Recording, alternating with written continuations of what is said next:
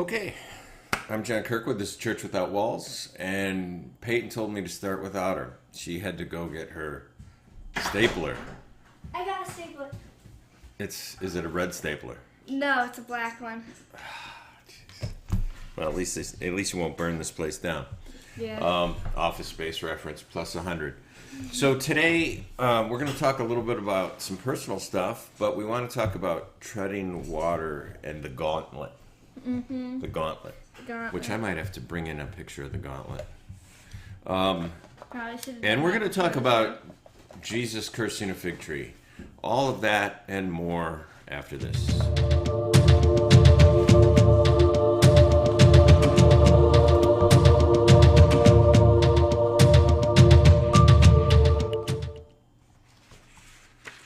Okay. I'm going to look for an image.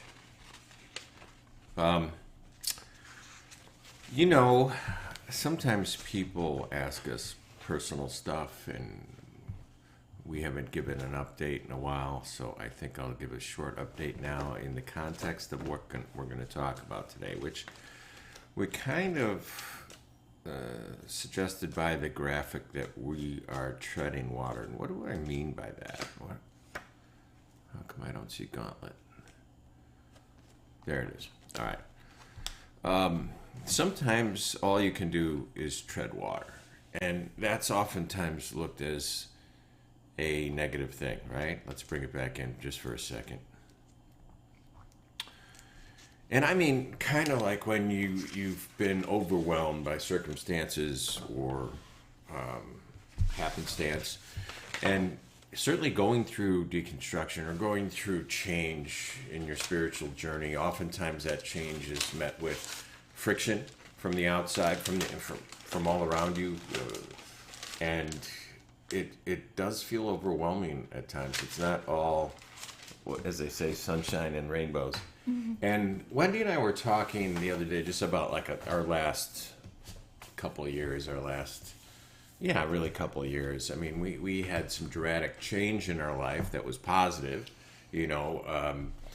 Wendy said to somebody she loves very much recently, talking about our journey, she said, we finally feel free to carry out the ministry we've always wanted to, which is a ministry that shares God's love, that brings comfort to those who are feeling estranged or disconnected from God because of their religious traditions or things that have happened or particular dogmas or doctrines that have separated them from the Great Shepherd. And so early on, we chose the idea of the sparrow because of the metaphor that Christ uses about how God loves us, and he's and the God who is present at even the fall of the lowly sparrow, and is attentive to that and cares about that, is uniquely connected to us and concerned and with deep love. And of course, we're told we are worth more than many sparrows. So his eye is on the sparrow, and as his eye is on the sparrow, it is on us, and it's a loving eye, not a judgmental eye. And for a lot of people, that's a huge leap in understanding to make that connection, even though it was a big part of what Jesus was trying to teach with parables like the lost coin and the lost sheep. And in some of the things he talked about, what we know as the prodigal son, over and over, this idea that no, don't listen to your brother. You do have a place at the Father's table. There's bread and wine, as Rachel Held Evans once famously said, come join us. And that's not a message that the Western Church has been very adept at handing out lately. But Wendy and I were talking about the last couple of years when things got challenging, really challenging. We lost our son, our beloved Carter, Poe's brother. We lost our son suddenly. And then I lost my father recently, and we had a flood in our house. And it kind of seemed like a modern day book of Job. We're going through this Jobian moment in the Kirkwood life, and And some of it is of course public because we do this, and we have many people that care about us and are following us, and so we're talking about how sometimes it just feels so overwhelming, and we use the analogy of, we're treading water. Sometimes people ask us how you're doing, and we just say we're kind of holding on. It feels like we're in a runaway stagecoach or a runaway train, and you don't feel like you're advancing. You feel like you're holding on, and right at the moment, that's all you can do, or you'll lose your footing, or you'll spin out of control. And treading water oftentimes is looked at as in a negative light, as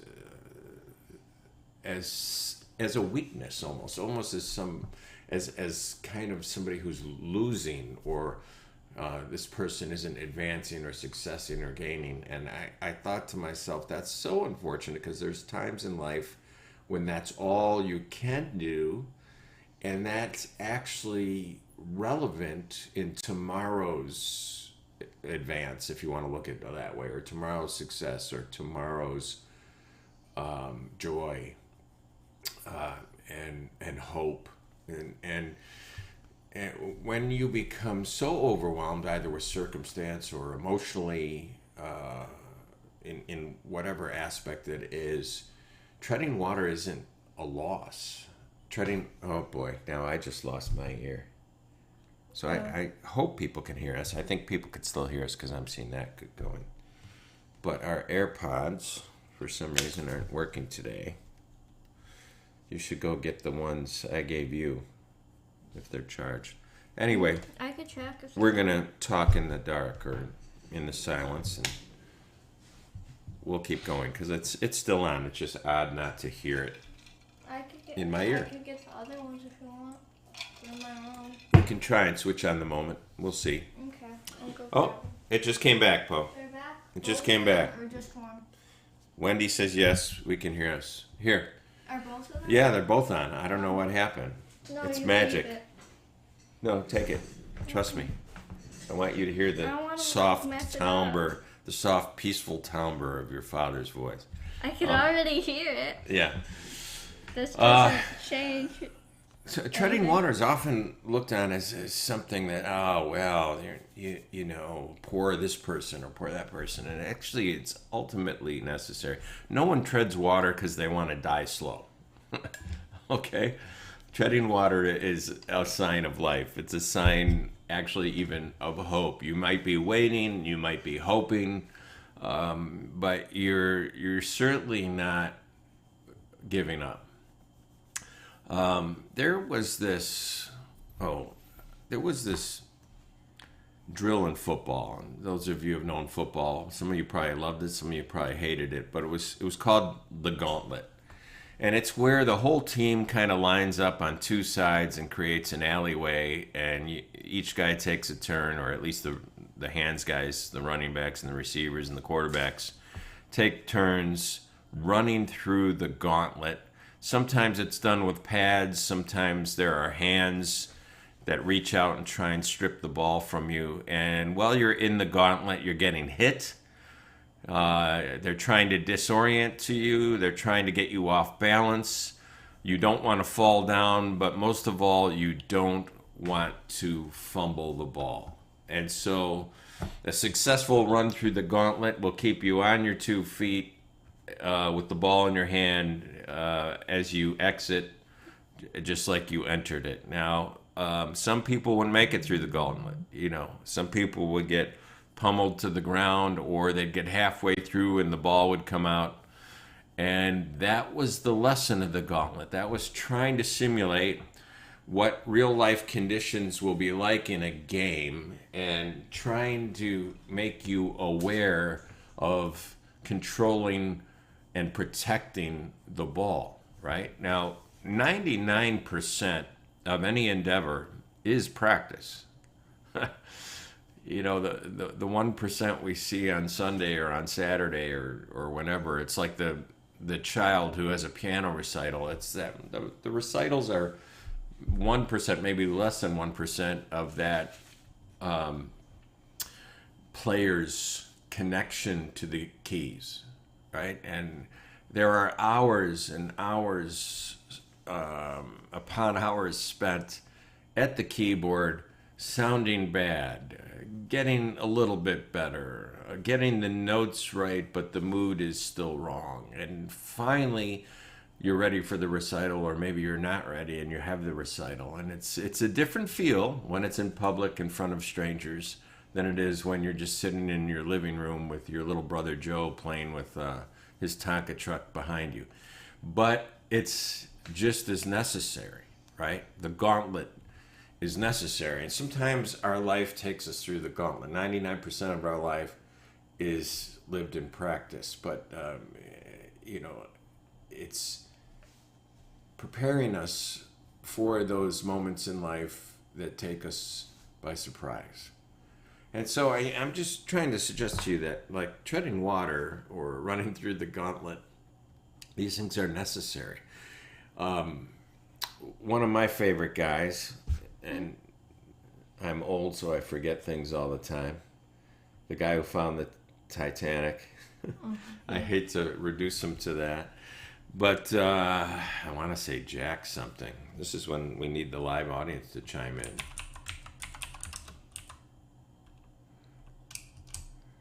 Guy who found the Titanic. See, you can do this with me, folks. Robert Ballard. Why did I think Jack? It's Robert Ballard. If you haven't read Robert Ballard's book or heard his interviews, I highly recommend it. He's much more than just the guy who stumbled on the Titanic. He's a legit scientist, and he has many other great accomplishments other than that. But when he found the Titanic, his mother said, you've ruined your reputation now, because that's really how people are going to remember you now. You could cure cancer after this, and no one will give you any credit because you're the guy who found the Titanic. And as I so just adeptly expressed in my Google search, but Yeah. why did I bring... Robert Ballard said that, he loves the sea. He's been at the sea all his life. He was a Navy guy. He spent his life at sea. He got famous being an explorer at sea and a scientist at sea. But he said most of the time you're at sea, you're not in a violent storm. You're in some level... I'm going to take this out because it's popping. You're at some level of peace or tranquility, and sometimes the waters get rough, and then sometimes you're in a really violent storm. But it's rare that you're in a violent storm. The famous general who was talking about combat, he said, combat is 99% boredom and 1% sheer terror. Sometimes life is like that, right? But Ballard said life is like that. He said life is like being at sea, and when you find yourself in the midst of that violent storm, all you can do is hold on. Hold on to something solid and wait for it to pass, because it will pass. There will be calm in the morning, but you have to weather the storm. He is somebody who also lost a son he lost his son in a traffic accident, and had a police officer come to his door and break the news to him. So he's had storms in his life that he had to weather, and he said what he realized is that this is what life is like. Sometimes you just have to hold on to the mast and wait for the storm to pass, and life is like this. If you find yourself in those moments, I think when the mind becomes our enemy, we convince ourselves that the storm is the norm. That we've been born under a bad sign, and we're like that, the Peanuts character, who's the guy who had the dark cloud over his head all the time. Do you remember the kid? It wasn't Pigpen, was it? He had the dirt cloud around him. But there was one kid in Peanuts that rained on him all the time. He was just... I know who you're Charles, talking about, but yeah. I forgot his name. Yeah. My thing just went out. Because you're more of a SpongeBob person. Give it to me. I'll put it in here. We could hear each other. We'll just pretend we're talking to each other. We could hear each other. But the storm is not the norm. And when our mind tricks us to believe that kind of thing is the norm, that's when we slip into despair. That's when we could be overrun by mental instability or even give into some sort of deeper mental disorder or psychological milieu. And that's why I'm suggesting to you that sometimes it's okay to tread water. Sometimes it's okay to realize that you're in the middle of the gauntlet and hold on to the ball and keep your feet moving.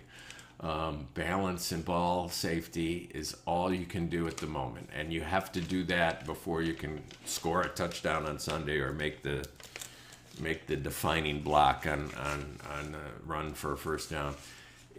These kind of metaphors are useful to keep us sane, but also to give us hope. I wanted to tell you about one more thing, and this is just all off the cuff this morning. This is kind of, my father used to call it a potpourri. Sometimes he'd go into the pulpit, or I'd go into the pulpit, and it would be a potpourri. It's a little bit of everything. I want to talk to you for a second. Oh, I got to put it up on screen, right? Should I put it up on screen, Paul? Put what up on Let me screen? put it. Oh, those verses I wanted to talk about, where Jesus kind of curses the fig tree, and some people, well, he doesn't curse the fig tree in the parable. He waited to do that later. Let me give the verse text here. There. That's not the verse text. Okay. Delete. That's the verse text. That should be good. All right. Let me. Oh, that's not it. Why didn't that work?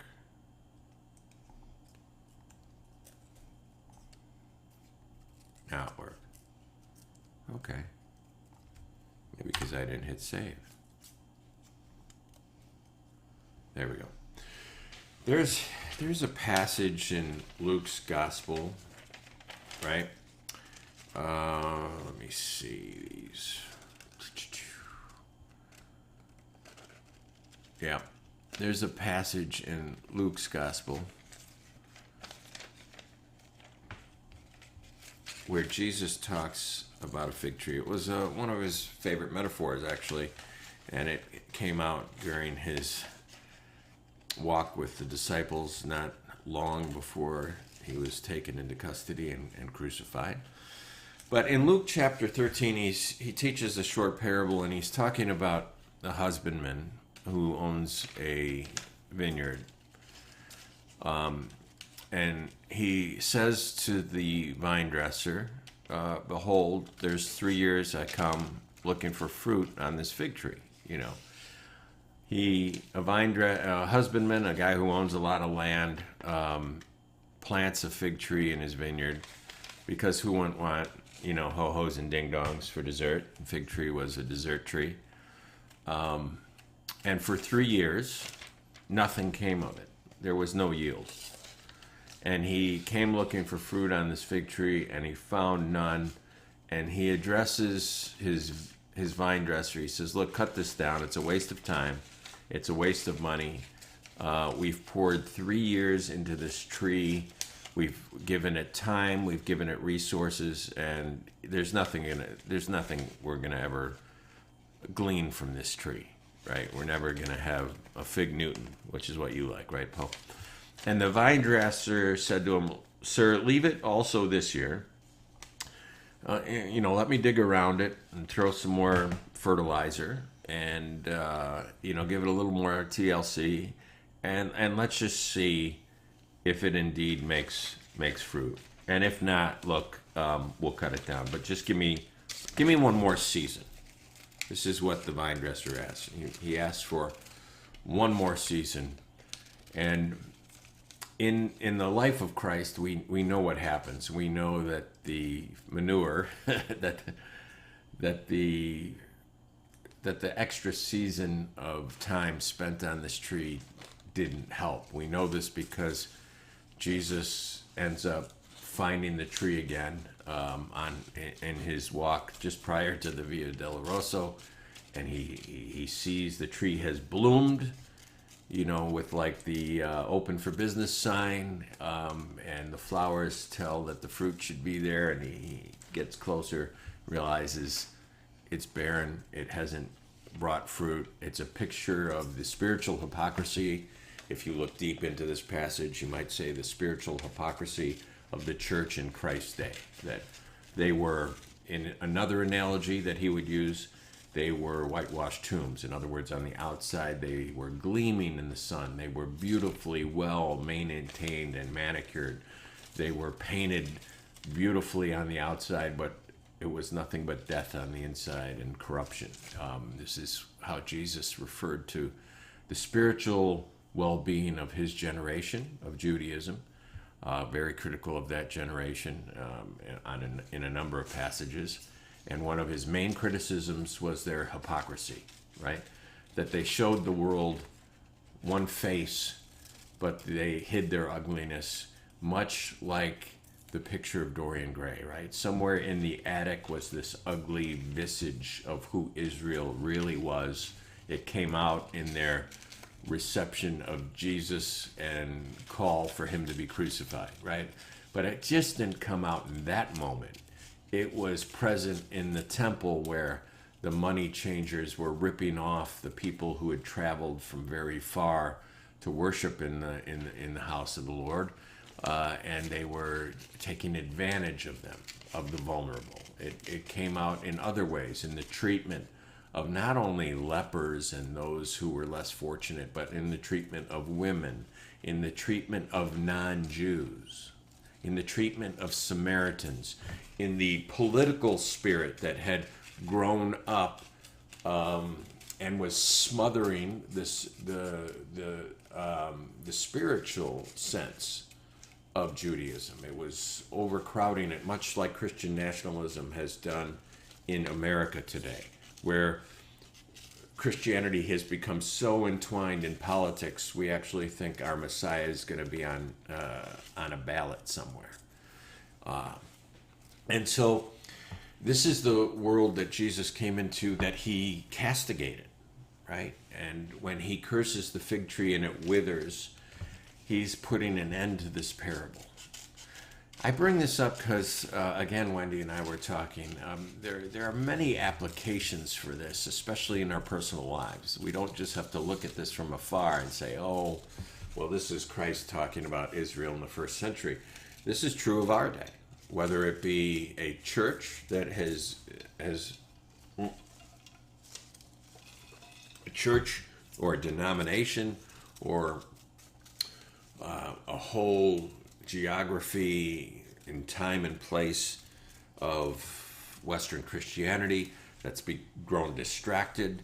It's like one of the churches, like Laodicea, that Christ writes to in Revelation 2 and 3 and says, you look this way to the world, you look rich and prosperous and successful to the world, but I know your true self. And I'm going to come if you're not careful, if you don't repent, if you don't change, if you don't remember your first love. I'm going to be the priest that walks into the holy place and trims your wick, puts your candle out. I love this because it's kind of like Jesus whispering in the ear. There's this great moment. Oh, only I could compare Jesus to an assassin in The Usual Suspects. But there's a moment in The Usual Suspects where one of the Baldwin brothers, Stephen Baldwin, leans over to a guy he thinks, the Kobayashi, the lawyer, and he says, when you get hit, like when somebody shoots you, I just want you to know it's going to be me. And this is what Jesus does in Revelation to the churches. He goes, I want you to know, you keep this stuff up, right? You keep this dog and pony show up that's insulting of the Father, that's taking the Lord's name in vain, that's bringing disrepute on the Father's name to the world. Keep this up, and I just want you to know it's going to be me who snuffs out your candle. It's in there.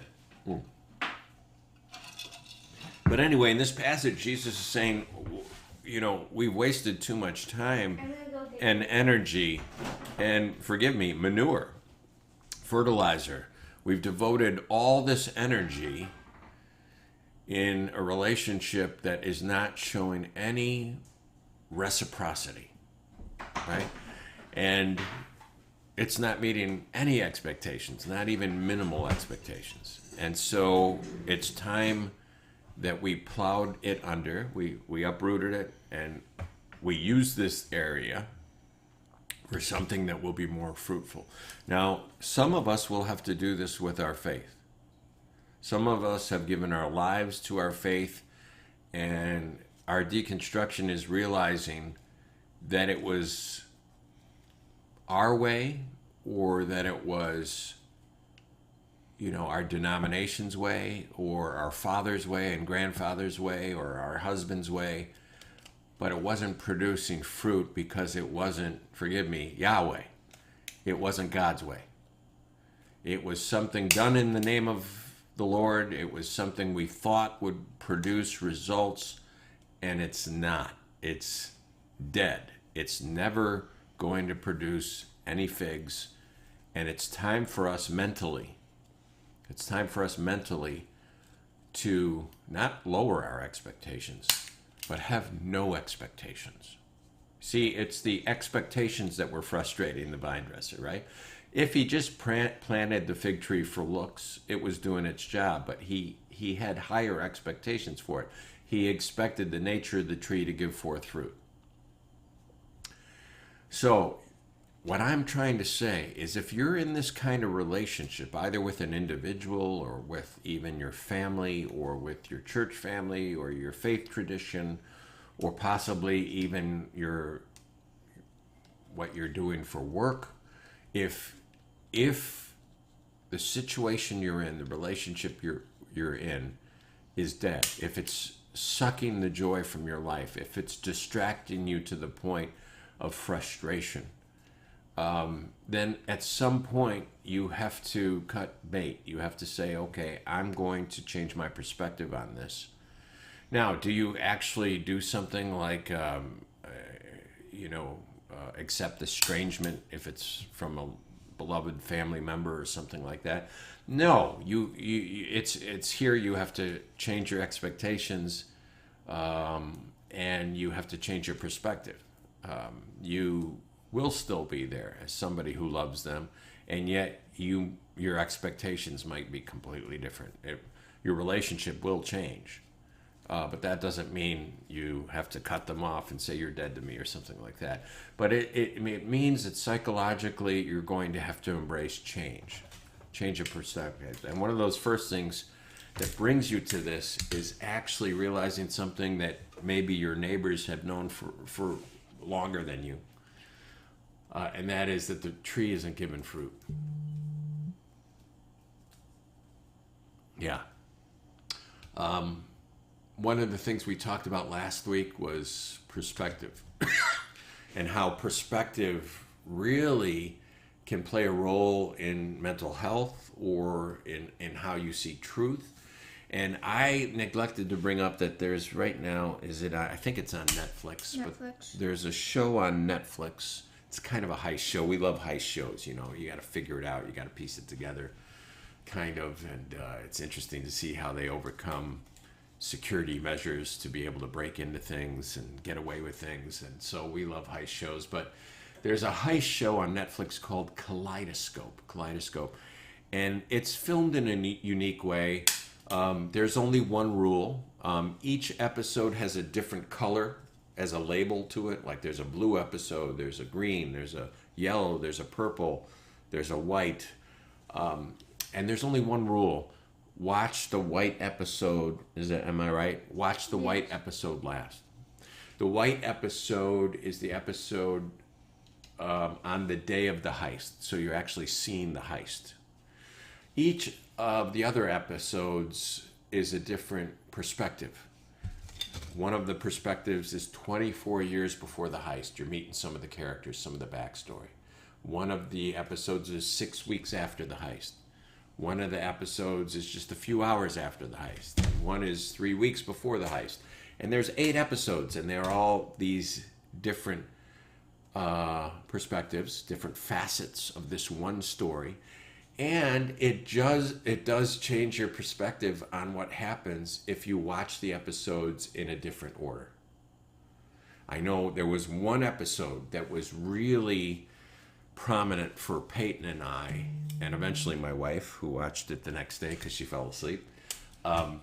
There was one episode that showed the relationship between a father and daughter, and that was the most meaningful one to Peyton and I and to Wendy. And if we watched that episode first, it would totally have changed our perspective on characters and events had we watched that episode first. If we watched it later, we would have had a completely different experience. And life is this way. And so sometimes just a slight change in perspective, treading water, running the gauntlet, sometimes just a slight change of perspective can not only keep you sane, but allow you to flourish in times of adversity. It'll allow you to have more empathy for others who might be treading water in their own life, who might feel like they're running the gauntlet in their own life. And you're not the same when you're in the midst of that, right? People under stress don't always do the right thing. And you know this, sometimes in the heat of arguments or in an emotional state, we'll say things that we don't really mean, but that we want to use as a dagger or, as a dart. We want to press a button, so we use it. We know that it's a person's weakness or vulnerability, and we play a card that we should never have played. So just as we'd like grace and space for when we make an error like that, we should offer it to those who we feel, quite frankly, are off-putting. But the thing is, we don't live in their mind, and we don't live in their house, and maybe something horrible has happened on their end, and we just don't understand it. I'll give you one more story on perspective that my brother helped me with. I called him one day, and I was frustrated because I had just gotten a ticket. And I said, "Oh, Steve, I just got a ticket. It's going to cost me X amount of dollars, and I'm going to have to do a stupid school thing online or something like that." And I'm going through this whole thing, and he listened patiently and finally said at the end of it, he said, "You know what I like to do when things like that happen?" He says, "I just think of all the times that I should have gotten a ticket and I didn't. All those times I did do a rolling stop through a stop sign, or I turned on red when there was a sign that said no turn on red and I didn't realize it, or I was going 10 over in a school zone and I didn't get a ticket. I think of all those times I didn't get a ticket and I should have, and then it doesn't hurt so bad when I actually do get a ticket." Another thing he gave me that changed my perspective on like road rage moments, like if you get cut off by somebody. It was George Carlin who said, there's only two kinds of people on the road when you're driving. There's idiots and morons. And the guy in front of you who's going so slow is an idiot. And the guy who streams past you and cuts you off and is going 15 miles faster than everyone else, he's the moron. And there's some truth to that. But Steve told me, he said, listen, he said, if somebody cuts you off, let it go. Let it go. Let it flow off you like water on wax. We don't know what kind of day they're having. He said, I kind of think of it as, he said, you like Batman, John. He says, why don't you just think of it as Bruce Wayne? And he's trying to get to the Batcave because something eventful's about to happen. He's trying to save Gotham. And so actually, when I'm having better days, I say, go Bruce, go. When somebody cuts me off. Instead of waving a finger at him, I think, okay, let's think of something positive. Maybe he just found out his wife has been medevaced somewhere because she was in a bad accident. Maybe his wife's pregnant and he's trying to get to the hospital in time to be there for the birth of his child. We don't know anything. Maybe the guy is just a jerk. I mean, 90% of the time, the guy's probably just a selfish jerk, and he expresses that in his driving character. And yet, we don't have to think the worst of everyone when that happens, defensive driving and so forth. So I know we haven't talked, it doesn't seem like we've talked about a lot, but this has been on my heart lately, because if you've been following us, we have seen, like, as a family, like we're treading water a little bit, although we have made, I'd say a lot of progress and a lot of gains, but some of it, I'm okay with it. I'm okay that we're, that we have a period of time where I'm running the gauntlet, and we're waiting for the storm to settle, and the sun will come out tomorrow, as the girl with the red afro sings, right? I see you're not even close to being done, are you? Nope. Hold on a second. Let me go to the Poe page and take a drink while you guys admire what she's doing here. It looks really cool. I think that could be new boot goofing if you had cowboy boots. You told me you couldn't do dangle, but that kind of looks like. Anyway, for those of you who love SpongeBob, this is one of my favorite spatula paintings that Poe has done in the past. It's a SpongeBob, but my favorite piece of art that she's done so far, and I have it hanging right over my shoulder, is from a picture. She did a digital art expression. Oh, let me go to my screen. It's better. She did a digital art expression of my favorite picture of my father. There we go. Sorry. Which is back at church when I was preaching. My dad used to sit next to my daughter, and I love this. I love how he's looking at her with such love. And Peyton's just sitting there very serious with a doll who looks just like her and a basket in her hand. And I put one of my dad's favorite quotes in there. One person is worth more than the whole earth to God and ought to be to each of us. That's Duke at his best. And I got it hanging right over my shoulder to remind me of my wonderful father and my wonderful daughter. All right. I've ad-libbed and improvised as much as I can do. Can I go to you? I just have to do 2 more things. Poe's got to do 2 more things. So, while we await that, I'll just say, if you're treading water today, be proud of yourself. You haven't given up. It's necessary. Take a breath. Find your ground again. Find your feet. I think, especially in America, we're so given to goals and making progress and checking off boxes on, to-do lists. We're so addicted to the dopamine release that we get when we accomplish, when we, graduate, when we, reach milestones, when we lose a certain amount of weight, or, when we cross a finish line, that we don't remember how important it is, not just to finish the marathon, but to actually plant the seed in your head. Maybe I can do this. Before you ever run your first mile, and maybe the first time you only can run a mile and you're breathing so heavy you don't think you could ever fulfill a marathon, but that moment, in essence, where you plant the seed in your head is crucial, and some would say even more important than when you cross the finish line. Life is in front of us, but life is all around us, and this moment is special. And if all you can do is hold on because you're in the eye of the storm, that's okay. I have noticed that there are people that are willing to hold on with you. Those who aren't even in the storm are willing to come into the storm with you to help you through it, to let you know that you're not alone. And those are the golden ones. And they might not be related to you blood-wise, but those are the angels. Those are the guardian angels. Those are the good ones. Those are the keepers. Those are the ones who should take up your mindset, not the ones that you expected to be there that aren't. Keep your mindset on the ones that are there with you in the foxhole, in the eye of the storm. There it is. All right, I'm coming to you. What do we got here? We got a paper man who seems to be dancing.